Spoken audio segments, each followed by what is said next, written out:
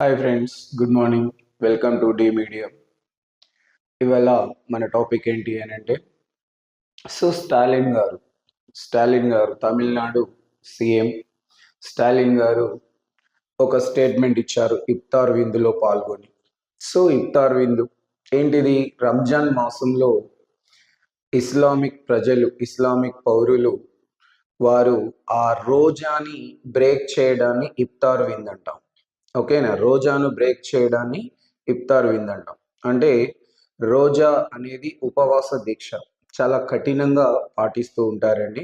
అంటే ఇస్లాంకి వాళ్ళ యొక్క నిబద్ధతను తెలియజేయడం కోసం ఇస్లాం పెట్టిన ఒక కండిషన్ రోజా. ప్రతి ఇస్లామిక్ పౌరుడు తన మొత్తం జీవిత కాలంలో కనీసం 1-2 సార్లనైనా ఆ రోజాను ఉండాలి అనేది ఒక నియమం ఉంటుంది ఇస్లాంలో. మరి రోజా మార్నింగ్ 5 గంటలకి మొదలై ఈవినింగ్ 5 గంటలకు అది పూర్తవుతుంది. అంటే సూర్యోదయం నుండి సూర్యాస్తమయం వరకు కఠిన ఉపవాస దీక్షను పాటించడాన్ని రోజా అంటున్నాం.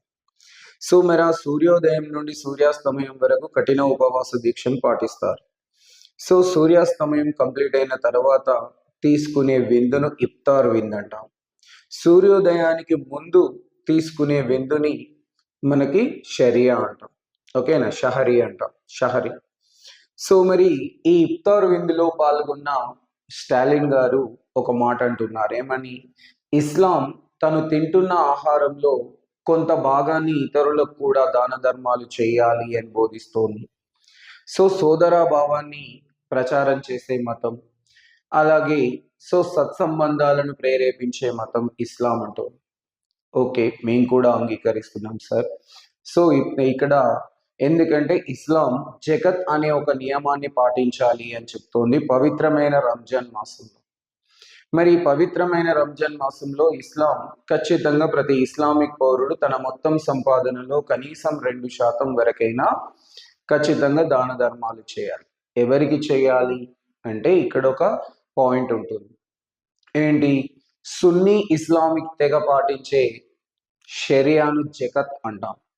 మరి సున్నీ ఇస్లామిక్ ప్రజలు పాటించే ఆ యొక్క నియమం. ఇక్కడ ఈ జకత్ సున్నీ వర్గానికి జకత్ ఎవరికి పాటించాలి అంటే ఇస్లాం మతంలో ఉన్న నిరుపేదలకు దాన ధర్మాలు చేయాలి. అలాగే షియా మతంలో ఉన్న షియా వర్గంలో జకత్ ఎవరికి దానం చేయాలని చెప్తుంది అని అంటే బలహీనులు లేదా అభాగ్యులకు దానం చేయాలి అని చెప్తోంది. ఓకేనా? దీన్ని ప్రస్తావిస్తూ ఇస్లాం తను తింటున్న భోజనంలో సగ భాగాన్ని లేదా కొంత భాగాన్ని ఇతరులకు దానం చేయాలి అంటున్నారు స్టాలిన్ గారు. మరి ఇదే విషయాన్ని హిందూ మతం కూడా చెప్తుందండి. హిందూ మతం అత్యంత పురాతనమైన మతం. మరి హిందూ మతంలో గృహస్థుడైన వ్యక్తి, గృహస్థుడు అంటే వ్యక్తిగత జీవితాన్ని గడిపేవాడు, భార్య, పిల్లలు, కుటుంబం, సంసారం, మరి ఇలాంటి వ్యక్తిగత జీవితాన్ని గడిపేవారు గృహస్థుడు అంటాం. మరి ఆ గృహస్థుడైన ప్రతి వ్యక్తి ఖచ్చితంగా పంచయజ్ఞాలు పాటించాలి అని చెప్తోంది హిందూ ధర్మం. మరి ఆ పంచయజ్ఞాలలో బ్రహ్మయజ్ఞం, దైవయజ్ఞం, భూతయజ్ఞం, నృయజ్ఞం అని చెప్పి, పితృయజ్ఞం అని చెప్పి 5 యజ్ఞాలు చేయాలి అని చెప్పి చెప్తోంది హిందూ ధర్మం. కాబట్టి ఇక్కడ బ్రహ్మయజ్ఞం అంటే ఏంటి?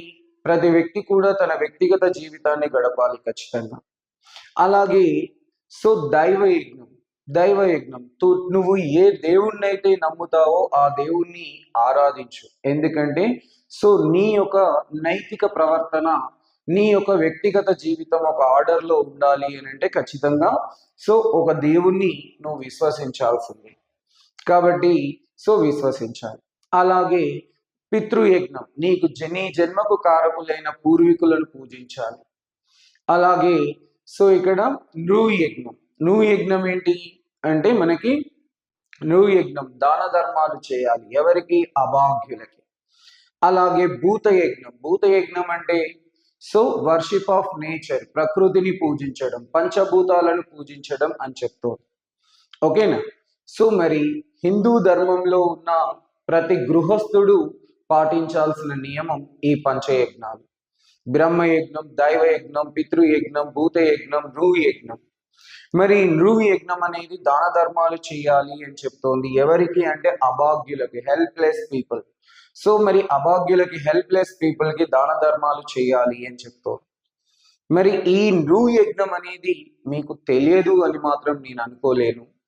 సో ఎందుకంటే అది మీకు తెలిసే ఉంటుంది. కానీ ద్రావిడవాదం అనే ముసుగులో హిందూ వ్యతిరేక వాదాన్ని ప్రచారం చేయటం, హిందూ వ్యతిరేక విధానాలను పాటించటం ఈ మధ్య కాలంలో మనం డిఎంకే విధానాలలో చాలా ఎక్కువ మొత్తంలో చూస్తున్నాం. ఎందుకు అనంటే గతంలో వీరి యొక్క కుమారుడు, అలాగే ఉప ముఖ్యమంత్రి ఉదయనిధి స్టాలిన్, ప్రముఖ సినీ నటుడు కూడా, మరి వారు కూడా ఒక క్రైస్తవ మిషనరీ ఏర్పాటు చేసిన సమావేశానికి అటెండ్ అయి ఒక స్క్రిప్టెడ్ లెటర్ని తన ముందు పెట్టుకొని సనాతనవాదం అనేది ఒక మలేరియా, డెంగ్యూ వంటి వ్యాధులు, అలాంటి అంటువ్యాధులను ఎంత త్వరగా అంతం చేస్తే అంత మంచిది అని చెప్పి ఆయన చదవడం. అలాగే ఇవాళ వీరు స్టాలిన్ గారు ఇవాళ ఇఫ్తార్ విందులో పాల్గొని ముస్లింల యొక్క భద్రతకి డిఎంకే భరోసా ఇస్తుంది అని చెప్పి ప్రస్తావించడం రెండూ బాగున్నాయి. ఎందుకంటే క్రిస్టియన్ మైనారిటీస్ కి మద్దతు ఇవ్వడం ఉదయనిధి స్టాలిన్ ఆ సభలో పాల్గొనడాన్ని సూచిస్తోంది. ఇఫ్తార్ విందులో పాల్గొనడం స్టాలిన్ గారు అందులో పాల్గొనడాన్ని సూచిస్తోంది. నా క్వశ్చన్ ఏంటి అంటే, మీరు ఇస్లామిక్ పీపుల్ కి, క్రిస్టియన్ మైనారిటీస్ కి ఇద్దరికి మద్దతు ఇవ్వడం మేమెక్కడ తప్పు పట్టట్లేదు. కానీ ద్రావిడవాదం అనే ముసుగులో హిందూ వ్యతిరేక